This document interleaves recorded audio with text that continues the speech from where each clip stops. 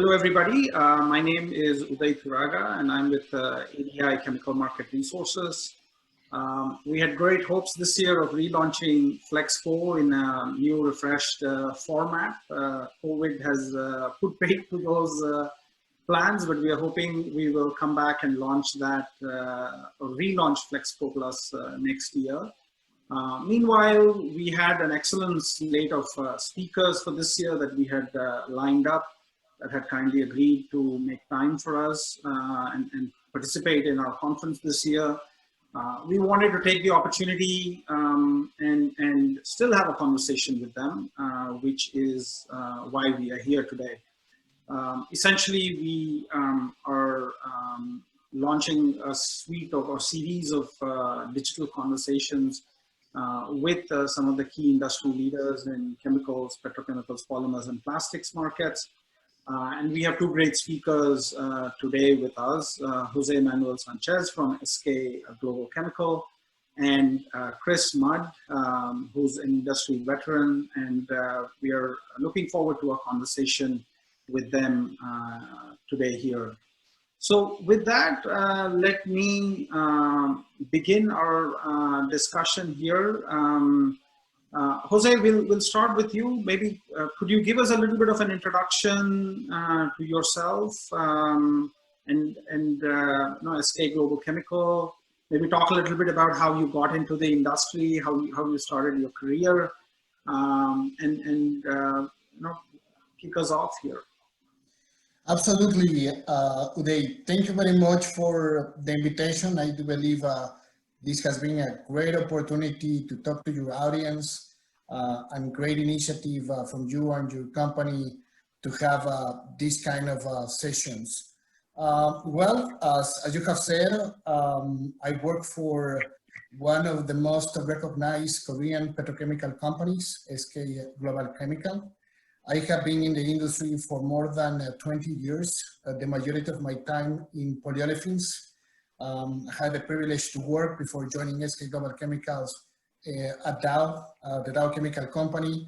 They gave me great opportunities to be expatriated a couple of times. I had a chance to live in Brazil for 5 years, so I do speak Portuguese, I would say, very fluent. I'm originally from Mexico. I'm very proud to be Mexican, and every single time that I do have the opportunity to mention it, I usually do it. So living in the US, working in a Korean corporation, I have been married with a Brazilian, so I myself a very diverse global executive that is enjoying the industry, the different trends, the opportunities that my personal and professional life came to me.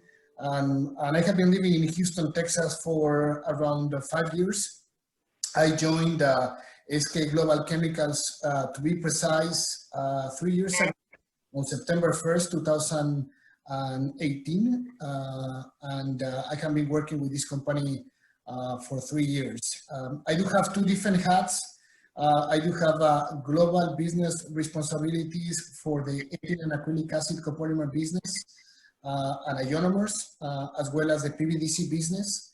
And I do have regional commercial responsibilities for Europe and the Americas. So all the product that we do produce in South Korea and China that have been exported to Europe and the Americas for the different industries that we serve, I do have those responsibilities. I would say that it has been a great and challenging at the same time professional career. I mean, I remember when I joined a Dow, I would say 17, 18 years ago, I was still a young guy full of energy, wanting to eat the whole world. And I gave always my best, and I do believe this is one of the strengths that I do have. I do consider myself very passionate about what I usually do, and it's something that has been giving me great opportunities for growth and great opportunities to meet multinational people all around the globe. So today, my main challenge is not I would say that my main challenge is to get recognized by a hierarchical multinational Korean corporation. As you know, the culture from Korean companies is different than US or even European-based companies. So my main challenge in my job or my personal objective is to become one of the global foreign leaders for a Korean enterprise, to maintain all my team members fully engaged and motivated, and bring this company level, which is the reasons why I fully engaged and motivated to work in corporation. Excellent. That's terrific. So you are touching the world pretty much every day, Jose, with all these multicultural experiences that are part of your life. Yes, it is true. I mean, I never thought that I would have direct reports with so many so many cultures and diverse mentalities. I mean, I do have Koreans that reports to me, people from India, people from France, Spain, US, of course, from Latin America. I do have people from China. And I would say that multi-views and multi-mentalities is something that makes you stronger as a leader. And I do really enjoy discussing and reviewing the news and the newspapers for the different parts of the world. And this is what I say that keeps me busy most of the time, trying to identify the different trends that are happening in China, Europe, North America, Brazil, Africa, and this is what is maintaining most of my time busy, right? And setting the different strategies for the new world and the new reality that we all are living. Excellent, Jose. Thank you for joining us on this journey today. I really appreciate that. No, thank you for the invitation. Chris, welcome. We've known each other for a little bit. You also participated in our oil and gas conference, the ADI forum earlier this year, that we were able to have live. But welcome today. If you can quickly introduce yourself and again, talk a little bit about how you got into the chemical industry and talk a little bit about your career, that would be great.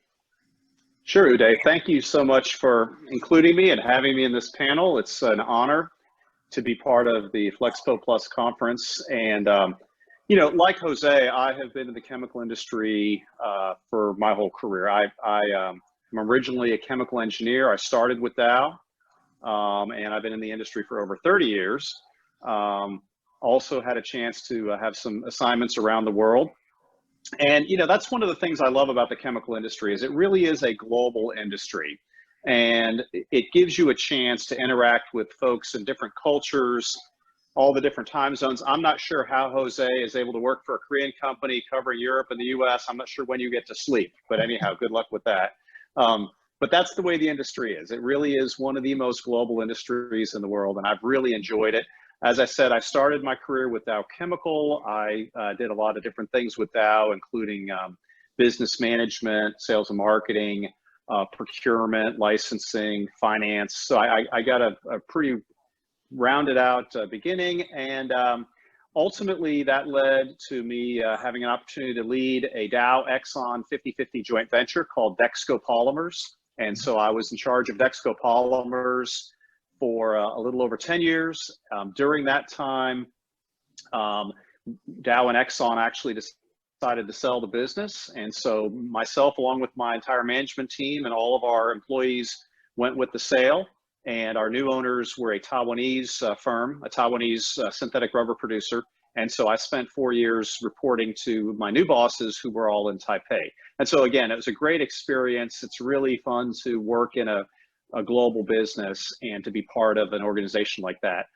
After that, I had an opportunity to do something pretty different. It was a new company that was sort of a private equity type firm that was taking 6 portfolio companies and merging them into one company and then taking it public. And so I had an opportunity to come in as the president of that company, merge these businesses, create a new company with a vision and a strategy and a structure. And then we actually did an IPO in October of 2015.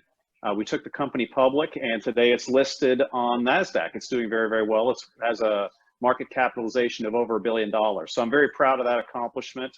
My most recent adventure was with a business called SGCE, which is a Portuguese company which is building what will be the first gas to liquids plant in North America. It's called Juniper. The plant has been under construction in Westlake, Louisiana for quite some time. The plant is still not complete, and with coronavirus, it's put a major kink in that plans to complete this project. And so actually this year, I've been doing a combination of working to support that business, as well as doing a lot of work with private equity firms, looking at the acquisition opportunities in the chemical space. Excellent, Chris. Thank you. So maybe let's talk a little bit about like the broader industry today, right? And let's have a conversation around this. Feel free to jump in. But Chris, from your point of view, how do you see the market today? And feel free to define the market as broadly or narrowly as you'd like to, right? I mean, you can talk about the entire petrochemical industry, or you can talk about some other segments that you particularly focus on. But what are you seeing in the market today? Yeah, I mean, the chemical industry has always been a very cyclical industry. And, you know, I think the reasons for this are many. One of the reasons is because the capital investments are so huge. And so, you know, it takes a while for companies to decide that they're going to invest billions of dollars to build ethylene cracker complexes. And then they all kind of do that at the same time. And then all this new capacity comes on, and then the industry goes into a downturn. Right now, we have sort of a double or a triple whammy going on in 2020. We've got a lot of new capacity. We've got a global recession. We've got coronavirus. There's a lot of things going on right now. But that's, you know, kind of the overall trend. Throughout my career, I have seen a number of boom cycles followed by consolidation. There's been a lot of industry consolidation. When I started with Dow, back at the beginning of my career, Dow, Union Carbide, Roman Haas, Dow Corning, DuPont, these were all separate companies, and they've all kind of gotten together over the years, and this has happened globally. And so consolidation has been a real theme that I've observed throughout my career. And then obviously the industry has become even more global. You now have players, you know, there have always been chemical companies around the world, but it was more of a regional business. Today, it's truly a global business, and you have players that are very strong in Asia, that have a huge presence in Europe and the US. And so that's probably been another big change, is the dominance of the US and Western European chemical giants being replaced by the dominance of some of these Asian players. It's been very over the years. Excellent, Chris, thank you. And Jose, it's interesting that Chris talked about some of these trends, because you know, SK Global Chemicals has been at the forefront of some of this, right? I mean, you've made some very interesting acquisitions recently in your particular business, but also more globally, right? As SK Global Chemicals has grown, how do you see the market today? Again, at a broad level, or at the businesses that you run, your thoughts would be very helpful. I would say that we're going to continue to see the mergers and acquisition sector very active. As you have said, we have a clear vision to become one of the largest solution providers for the flexible packaging industry.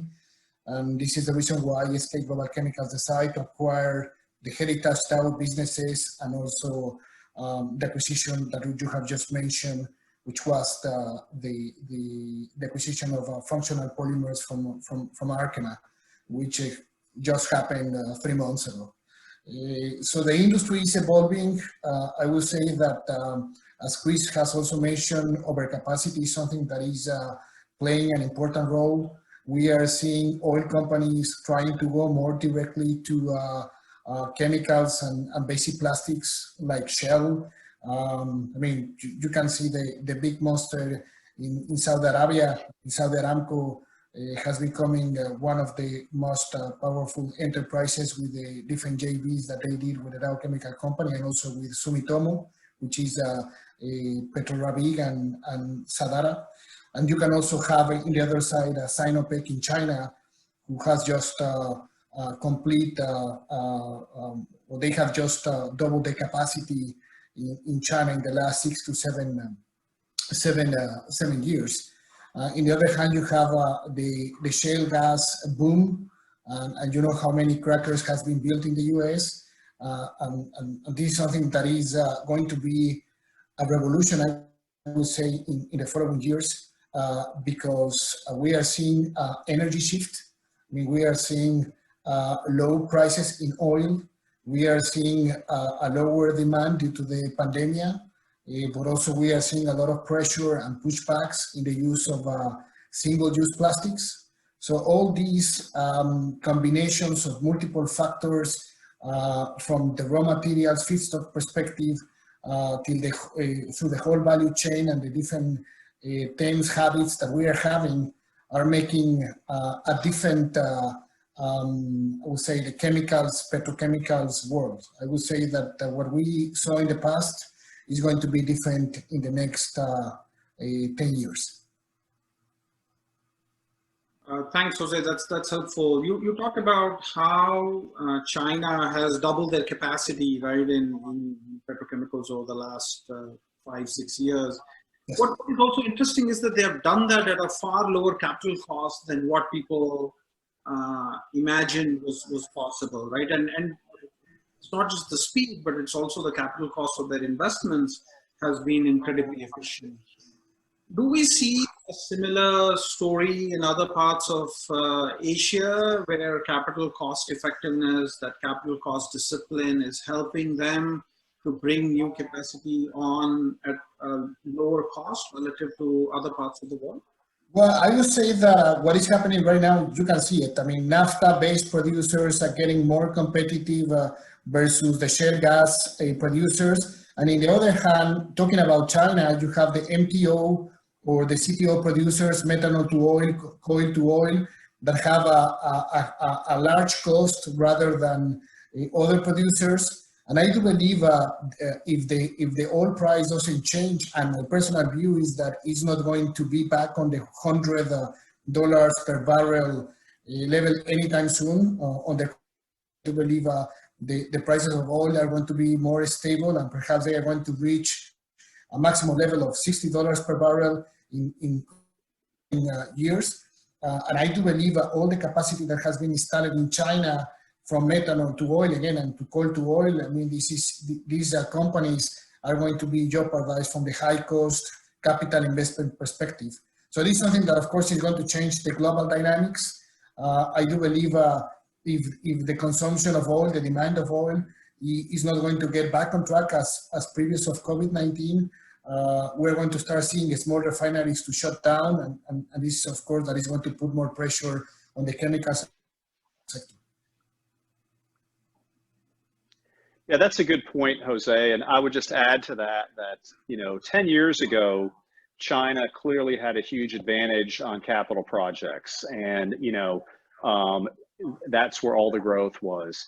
I think, costs, it's become a much bigger market. Costs have gone up to build plants inside of mainland China. And so you've seen a little bit of an equilibration. And then, as you mentioned, the shale gas revolution has made the U.S. plants so much more attractive and competitive that it's even the playing field. I think what's going to be interesting is to watch some of the developing nations in Southeast Asia, where you can still get government support and you can still get some pretty low cost project development costs. The other thing is, again, on capital projects is, as the chemical industry goes through these cycles of, feast and famine, one of the things that happens is these capital projects have cost overruns and they kind of get a little bit out of control. And I think we all kind of saw that during 2018, 2019. A lot of the US construction projects just had cost overruns, and it was very difficult to get these things across the finish line. And so because of the lack of EPC support and I think just the lack of steel, I mean, everything about it. So it's going to be interesting to see the next few years, to see if people have the intestinal fortitude to build plants during a time when the industry is at the bottom of the trough. But that may be the time when you can get a much better capital investment cost. Yes, Chris. And talking about more about SK Global Chemicals, we have an aggressive and a strong appetite for keep on growing outside of Asia Pacific. I do believe for us, being a foreigner company, I mean, the merger and acquisitions and JV formations is critical. We're going to continue to look for good partners outside of Asia Pacific that are willing to invest with us. And this is the reason why we do have a JV with SABIC, we do have a JV with Sinopec, and we do have other JVs with some Japanese companies. But if we do really want to keep on growing in Europe and even in North America, I mean, we need to have a good partner that is willing to grow and invest on the different technologies and functional polymers that we are acquiring and that we are willing to grow. Thanks, Jose and Chris. So switching gears a little bit, I want to talk a little bit about COVID and what its impacts have been. So before we get to COVID's impacts on the overall markets, Jose, can you maybe give us a little bit of an insider perspective on how COVID has impacted operations at a large, petrochemical company? Well, I mean, of course, operation has been affected. I mean, one of the largest petrochemical complex that SK Global Chemical has outside of South Korea is based in Wuhan, China, exactly where the epicenter of this disease started. So we had a very impactful last quarter, and of course, the first quarter of this year was awful from the operation standpoint. I mean, it was very difficult for us to ship product outside due to lack of drivers. We were forced to reduce the cracker rates and even the polyethylene and polypropylene units that we do have in China. We were forced to reduce the rates of those lines, and the demand was there. I mean, packaging demand was strong, medical packaging was strong. Unfortunately, we didn't have people to keep the product out from the different warehouses because most of the people was working from home, and you know that China was very strict and demanding on not letting people out. So we didn't shut down the asset, but we run the crackers and our operations at a very low levels. And this is what happened at the very beginning. Of course, this was a very good learning experience for us. And as we start seeing the disease expanding, we took advantage and we leveraged all the precautions that we have taken in China, in our assets in South Korea, of course, the ones in Europe and in North America. So the good news is that we didn't have people infected in our global sites. We kept running our operations. We had a very detailed plan or mitigation plan for COVID-19 in all aspects: commercial, supply chain, purchasing, operations, maintenance. So we had a very good mitigation plan in place to maintain the supply and reliability of our solutions. Excellent. Chris, how are you seeing COVID impacting the chemical industry from your personal experience?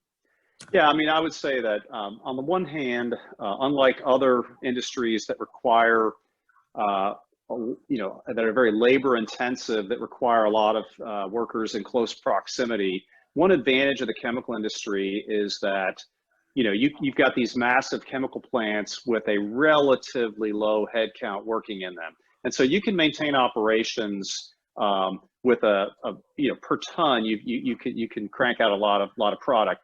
In addition to that, in the chemical industry, all of us are accustomed to wearing personal protective equipment all the time. And so asking people to wear a mask or face shield is nothing new. And so in the lab or in the plant. So, the main impact, I think, has been more on the commercial and business side. It's not easy to set up meetings. It's not easy to go see customers.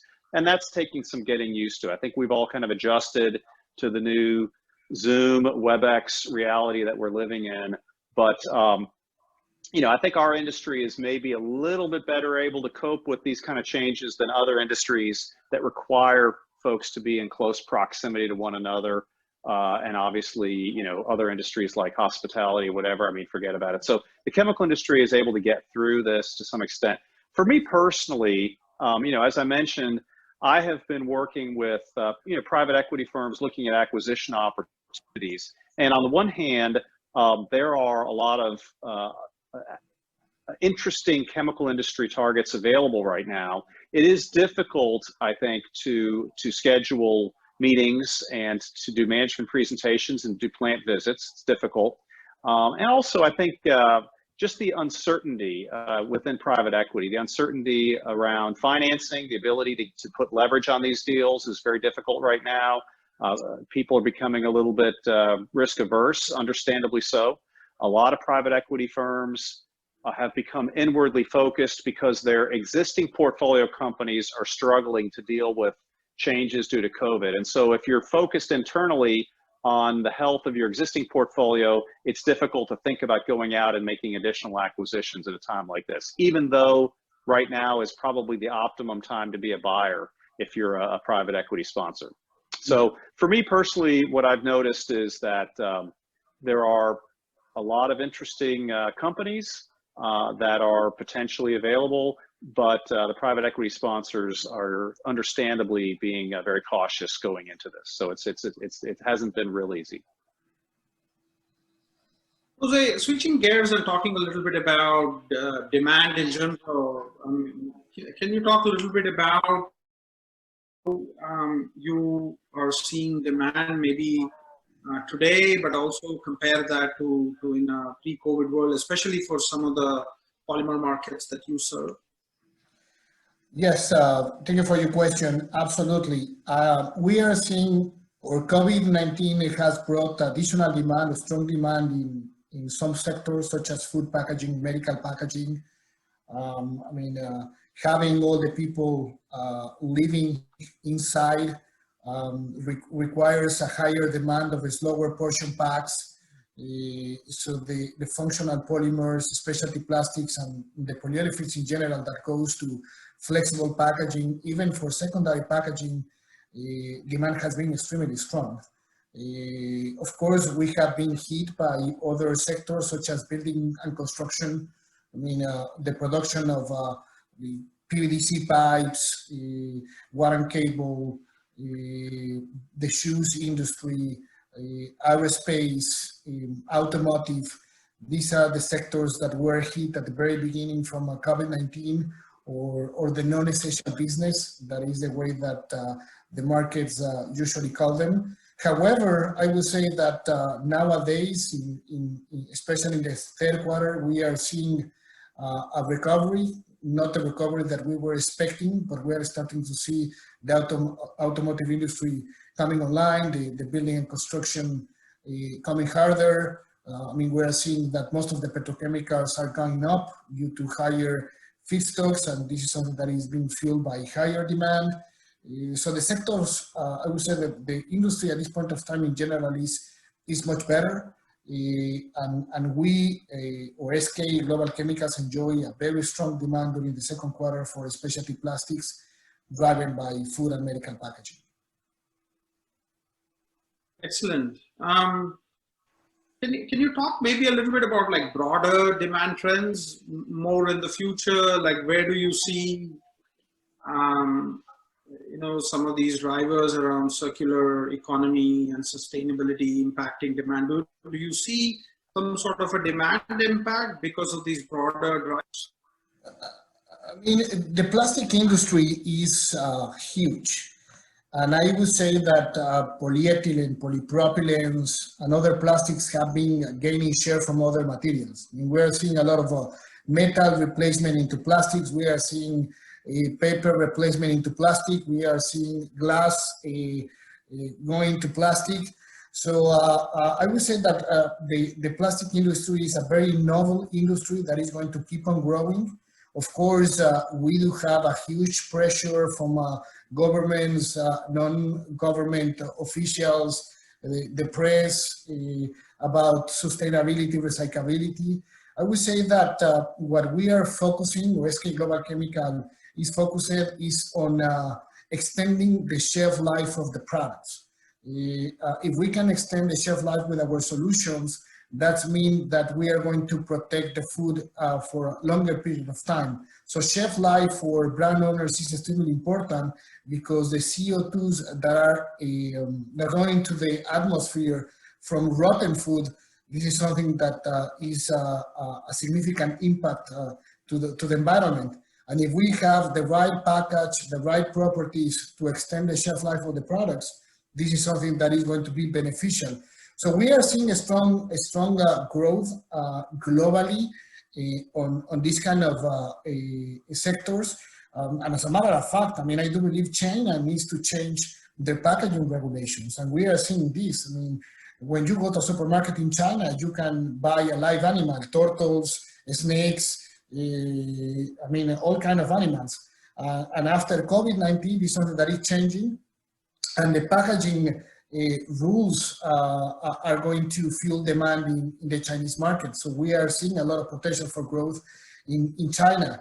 Of course, in the mature economies like Europe, USA, I mean, we are not going to see the growth that perhaps China is going to enjoy, but we're still seeing a lot of other products replacement using plastics. And at the same time, all the petrochemical companies are responsible or acting very wisely on looking for different alternatives to become less CO2 emission in the future. So I have been hearing about the cracker of the future. I have been hearing about petrochemical companies using alternative energies to reduce the CO2 emissions. We are doing exactly the same thing. Pyrolysis, people collecting plastic and through the pyrolysis producing oil again and then petrochemicals again. So we are seeing a lot of topics that are going to maintain the industry moving. And of course, one of the things that we need to be closely following is the different changes in regulations, because every single is changing, and it's changing at a speed that we haven't seen in the past. So Europe, for example, is launching new regulations about plastic materials in many countries in a very rapid way, and you need to be very focused on understanding which are going to be the changes for your products and your solutions itself, for you being able to keep on playing in those markets. Yeah, that's a really good point, Jose. I mean, and I'm proud of the way the chemical industry has embraced this topic. You know, having spent my career in the industry, at the beginning, I think it was a few decades ago, it was tempting to sort of look at this and try to ignore it and not be part of the solution, not develop solutions. And it was a little bit of a fight against the regulators and against the green activists. And now I think every major petrochemical company has a program in place to think broadly about the circular economy, to think broadly about renewables, and to be part of the solution. And, you know, I think we as an industry are in the best position to really think about the best way to solve these issues. You know, I think the example you brought up about food that's left, you know, that food that is, the energy is invested in growing it, shipping it to market, and then it goes to waste. And it's a high percentage of the overall food production. So when you use flexible packaging, which preserves the life of it, it actually has less of a detriment to the environment. And that's a story that has to be told. And I really am proud of the industry for being at the forefront of trying to get the story out there, because it's the truth. And it gives people a different way to think about plastics and just the chemical industry in general. So I'm really happy to see all the large companies embracing that approach. Yes.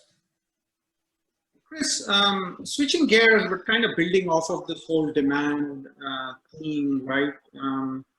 as demand profiles change in markets, you and I, we've talked about some of your prior work where you have taken products that have traditionally gone into segments which are seeing, consistent declines in demand, but you've taken those products and repositioned them into new growth markets, right? Can you talk a little bit about what are some levers or some strategies to do that? And I want to also pivot the discussion more towards technology, innovation, and innovation doesn't always have to be technology. Innovation can also be business model innovation, right? So maybe talk a little bit about that. Yeah, no, that's a great point. I think it's important to be constantly reevaluating the growth markets that your products can serve. And when I was at Dexco, as an example, when I first got there, we were serving some markets that were not growing, or maybe they were GDP growth at best. And so we really did a lot of strategic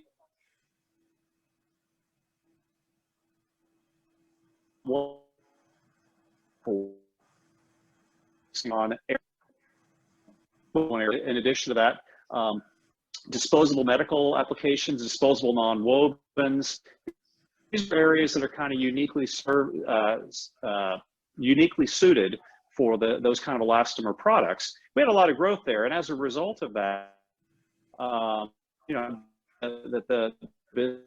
especially now with demand and all that, it's important, I think, to think about the products and the attributes and to constantly challenge yourself, because there's the natural order of things is if folks can find a substitute that's less expensive and more readily available, they're going to do that. So you have to keep looking up the food chain and looking up the innovation chain to think about ways to sort of get your products into the next time. It's really important to think like that. And certainly throughout my career, I've seen a lot of examples like that. Chris, we lost a little bit of what you said because of connection issues. So this might seem repetitive, but maybe can you talk about like a few levers that allowed you to kind of position the company towards some of these new applications, these new market segments? Yeah, I mean, I think the main lever is partnering with our customers. I think forming partnerships with customers to try to see if our products can serve their needs, and that may entail improving performance. It may entail bringing cost out, steps out of their process. It may involve efficiency, and so that's one of the main levers that I think makes companies successful, is viewing your customers in a partnership. I had joint development arrangements with all of our key customers, and we spent a significant amount of time thinking about and just working together on trying to develop ways to make their business more, which in turn is going to help. So those are some key levers. I think in addition to that, looking at the supply chain from start to finish and trying to be efficient with working capital. One of the big differences that I've seen in my career, going from like a big Dow chemical environment where cash and working capital was never an issue, and then going into more of a private equity environment, you start to realize the importance of managing your cash flow and managing every step in the supply chain and taking out waste. And that's something that I think becomes even more important when you start to get into some of these private equity owned businesses. It's a different mentality.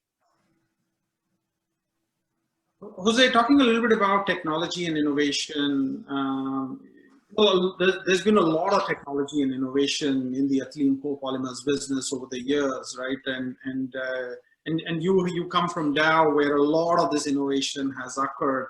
How do you see some of the broader Asian companies, and maybe you can borrow from the perspectives of SK Global Chemicals, but can you talk a little bit about how some of these larger Asian players are thinking about technology and innovation in the chemicals, polymers, petrochemicals businesses? I mean, I would say that the first thing is that you cannot survive without innovation. I mean, this is something that every single company needs to play, and we all need to take this very seriously. If you ask me about the Asian petrochemical companies, well, yes, it is true. I mean, Dow is a powerful innovation engine. However, I have been surprised about the Korean capabilities that we have. I mean, we do have large scale labs. And when the first time that I went to Korea, they told me, did you know that Korea is one of the largest per capita countries in patent submission? I was shocked. I mean, the Koreans are one of the leading economies in intellectual property. So we do have several projects in energy, refineries, of course, petrochemicals, specialty plastics that we are working with. We are really thinking on which are going to be next polymers and the next chemistries and the next solutions that are going to solve multiple problems that we do face today. And this is one of the reasons we do really want to keep on investing heavily in specialty plastics. I mean, we do believe specialty plastics are going to remain as the example that I gave. I mean, there is very difficult to use single plastic solutions when you need to extend the shelf life of the products or the food that you are going to protect. Therefore, functional polymers are key for these kind of applications, and also functional polymers are growing in other important smaller segments such as artificial turf. I mean, I do believe most of the green that is going to be replaced by artificial turf. I mean, we are seeing bitumen modification that is also a market trend that we are seeing. Powder coating, which is another important application for our solutions, is growing. Skin packaging, I mean, you have asked me about ionomers. I do believe skin packaging is growing from the market perspective, but also for the product conservation itself. And we are heavily investing and we are putting resources every single year to keep on the innovation engine growing at SK Global Chemicals, and I would say SK in general. We have been investing here in the US. I'm not sure how familiar you are, but we're investing in an electrical battery plant in Atlanta. We have just finished one in Hungary, in Europe. And we are looking for these kind of technologies as a group to move forward. So yes, innovation indeed is one of the strategic pillars and themes that we eat and read every single day through the whole organization. Thanks, Jose. That's helpful. So we're nearing the end of our conversation, and so maybe one last question. Talking about risks in the markets that we are active in, right? Chemicals, petrochemicals, polymers, plastics. What do you see are the big risks for us over the next 10 years? What keeps you up at night? What worries you from a risk point of view? Jose, maybe we'll start with you on this question and then go to Chris. I would say that one of the things that keeps me awake at night are the changes in regulations. I mean, unfortunately, there are politicians with no petrochemical or chemical background, and they usually tend to follow the people that is not in the market and perhaps the image that some people has around plastics, and just as a political moves decide on negative regulations that could potentially impact the plastic industry. And this is something that I do believe we need to follow. I do believe we all in the industry are responsible to keep on educating the new generations, teach them how good are the plastics, I mean, I'm seeing cool, great innovations on PET bottles going into nice jackets and, and, and, and recyclable plastics going into building materials. And there are several things that the plastic have been helping our daily lives on a regular basis. So hopefully the decision-making process around plastics are going to be taken by people with good knowledge, good capabilities, foresee an even brighter future about this industry. And I do believe we do really want to see that direction moving. Chris? Yeah. Yeah, you know, I would say, in addition to what Jose shared, you know, I think the risks for the chemical industry is to be misunderstood, and for people to not appreciate the value that the chemical industry adds to their everyday lives and the benefits to society, the medicines and the food and the lives that are saved and extended by the chemical industry.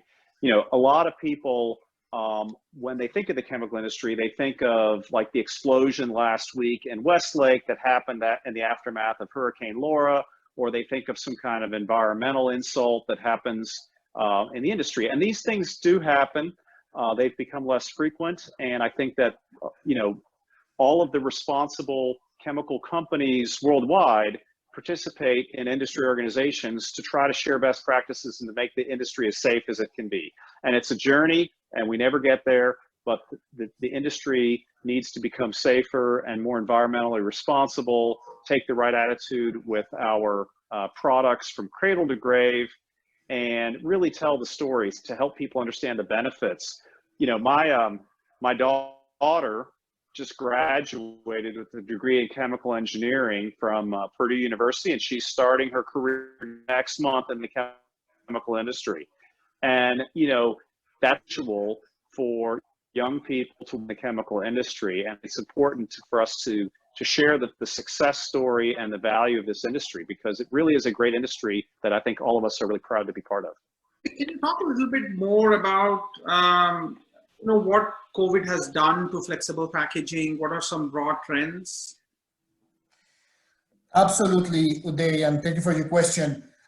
We are seeing different trends and dynamics.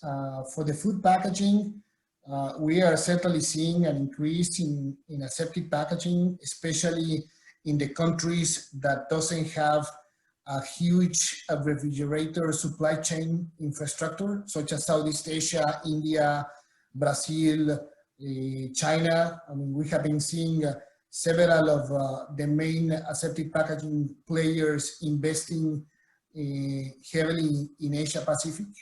So we are seeing a very good demand for this particular sector. And of course, with people staying at home and not having enough space in their fridges, aseptic packaging becomes a very popular and common package within the industry. On the other hand, we are seeing ready-to-drink coffees, coconut waters, alternative drinks that are becoming more popular with the new generations, chai lattes, those kind of things that have been packaged on aseptic packaging cartons, and we are seeing a good demand. However, for example, staying at home, the people that doesn't have access to pools, or the people that doesn't have the opportunity to go on vacations under the current circumstances, you can imagine the demand for laminate tubes for sun creams has going down.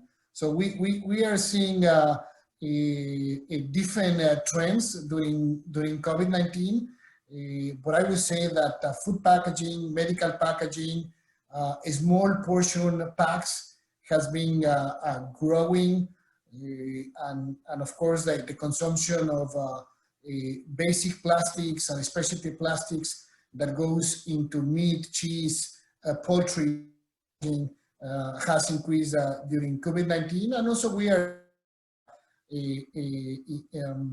demand increases after COVID-19. Why after COVID-19? Because we are seeing migrations from aluminum cans to plastics. I mean, just think about tuna, for example, is a good example. We used to eat tuna in cans, and now we are seeing a lot of standout pouches, retortable packages with different kind of tunas. Another good example is beans, tomato sauce, and I can mention several other examples that are fueling the packaging demand. And the reason why we're seeing these changes is because flexible packaging is more a sustainable package than other solutions. So this is something that we are very excited about it. And this is totally focused on our strategy of becoming one of the largest solution providers for the flexible packaging industry.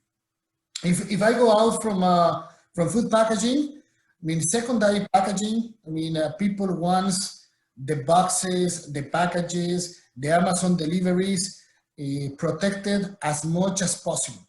So secondary packaging grew a lot during COVID-19.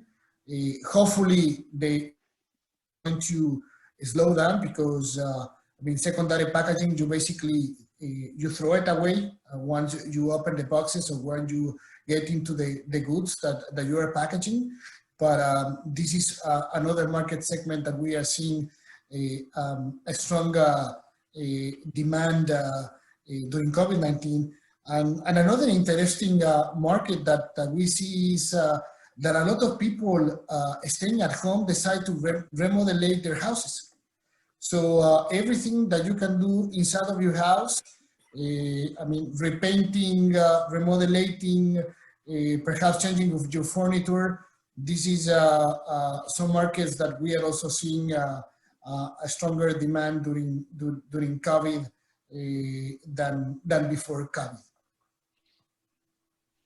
That's helpful, Jose. So clearly, COVID-19 is going to accelerate the adoption of flexible packaging in some segments, some markets, right? So if you take emerging markets, right, once there is adoption of flexible packaging in a particular segment, I guess, are there cases where they might go back, or do you think that's more of a secular trend, right? Once people get used to flexible packaging in a particular product or a particular segment, it kind of tends to stay there. I would say that, I mean, now we all are enjoying cooking and making barbecues outside of our houses because probably this is the great leisure activity that we do have all around the globe. So I do believe once the people gets more comfortable going out, sitting in a restaurant, going into a bar, to see a stronger demand in soft drinks, for example, because this is one of the sectors that has been hit. The consumption of soft drinks around the globe has been decreased during the COVID-19.